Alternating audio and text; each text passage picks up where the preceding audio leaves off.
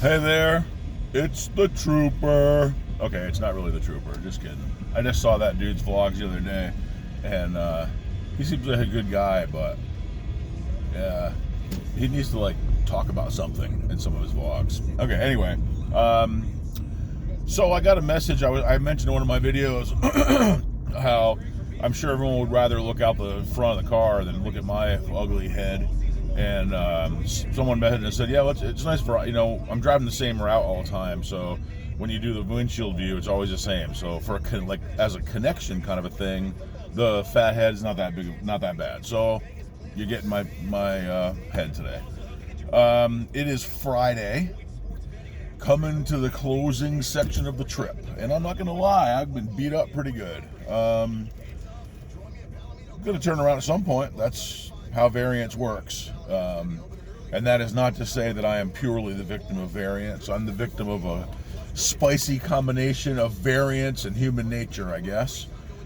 Doing my best to keep a positive outlook and not let being card dead be affecting my play. And I, to a large extent, I have done that in a couple of very unfortunate spots. I failed to do that, and that has been the source of some losing for sure. Trying to overcome it, try to do better.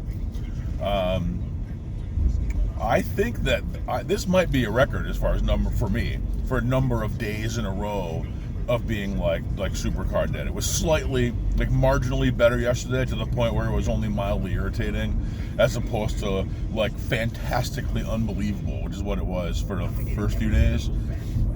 So anyway, if you saw my previous video, I'm making good on my idea that I had. I went out to dinner with a buddy of mine. We had a fun time.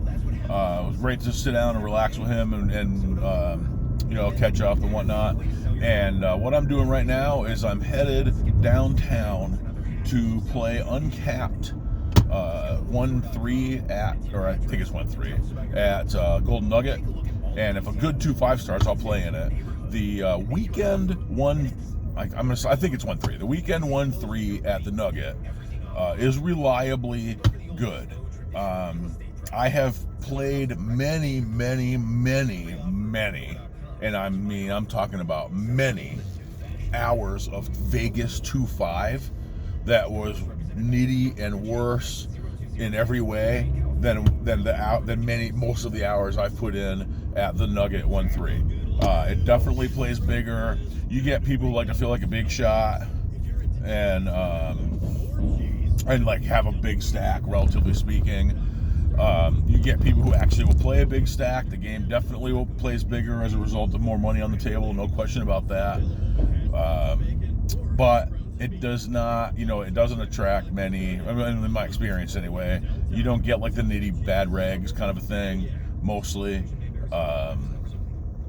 You do get a pretty healthy population of people who've decided that they are better at poker than anyone else in the room, because they've figured out not to call pot-sized bets to a gut shot draw or whatever. You know the people I'm talking about. They are the holier than thou, berate bad play every time they get sucked out on. Like, oh, you didn't have anything there. What do you put money in there? Like, they're idiots, right? Everyone knows who those people are. If you are one of those people, kill yourself. You ruin the game for everybody. No one likes you. No one wants to play poker with you. Don't do that. So that's the one drawback of this game, is that more so than other 1-2s and 1-3s, I am assuming it's because of the bigger stack. It's that group of people is kind of overrepresented in my experience, so that's kind of irritating. I've even had to move tables to get away from it, because the people ruin all the action. They'll dress down anytime someone does something what they don't perceive to be optimal. And the best part about it is they're wrong, nearly 100% of the time. None of them have any idea what they're talking about. It's a shit show, but it's just annoying, right? So anyway, that's the one drawback. But it's not like everyone's like that. Shouldn't be too hard to avoid. I'm looking forward to that being a fun game. I might even have some drinks, and I'm not a big drinker. I'm not going to have a story about how I drank all night and blast off all my money and like woke up naked in the sewers or something. Like I'm not that guy, so we don't have to worry about that. But I might have some drinks, and like, you know, I like to have laughs. I'm very social at the table.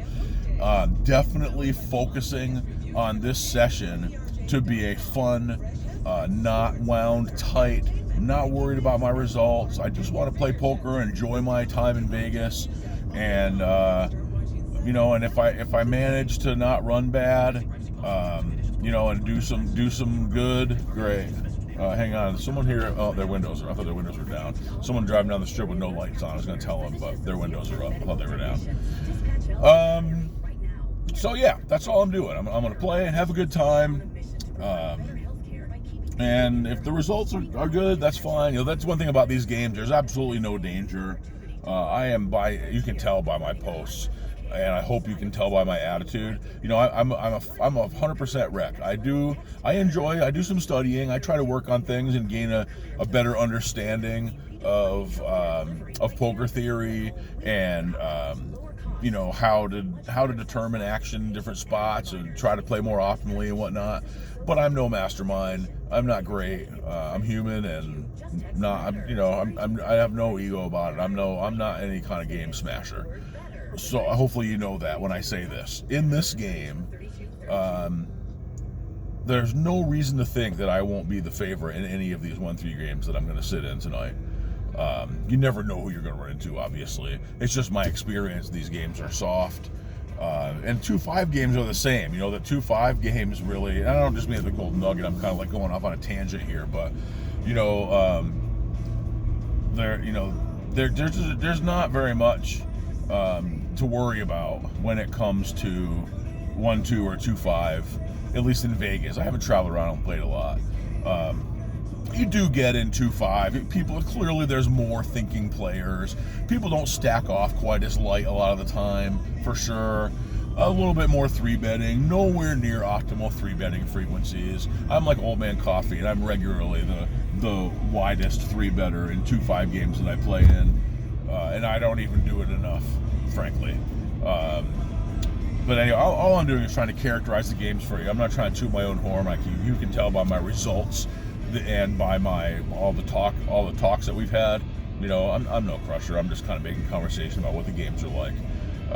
So yeah, I'm gonna head downtown and see if we can't get it turned around. And you know what? And the other thing is, if I lose, I lose. Like I'm gonna stop worrying. And my hope is just that I get like a standard distribution of hands so that I can enjoy playing poker. And if I get good hands and I get beat, whatever, I get beat. I just want to participate. I mean, I mean, of course, no one ever does this, right? But I think if I could have kept track of like blocks of time that I spent not being able to do a thing, like, you know, terrible. It's like the better my position got, the worse my cards got, so that it all stayed steady state, where I couldn't play, no good spots, no good bluffing spots. And when I finally would think I picked one, I would fail. And that's apart from, there was one night of, I think 2-5 at the Rio where that worked out pretty good. I forget, but you know what I mean? Like, I just want to enjoy playing poker and like be able to participate without forcing it. You know what I mean? Like, just a regular, I don't need run good. I don't need to run like Usain Bolt. I just want to play and have a good time and not have my entire trip be drudgery. So, wish me the best. I wish you the best. I hope you're playing tonight somewhere and you're like ultra crushopotamus. I hope I have chip porn for you later. And yeah, thank you so much for watching these, and we'll see you next time.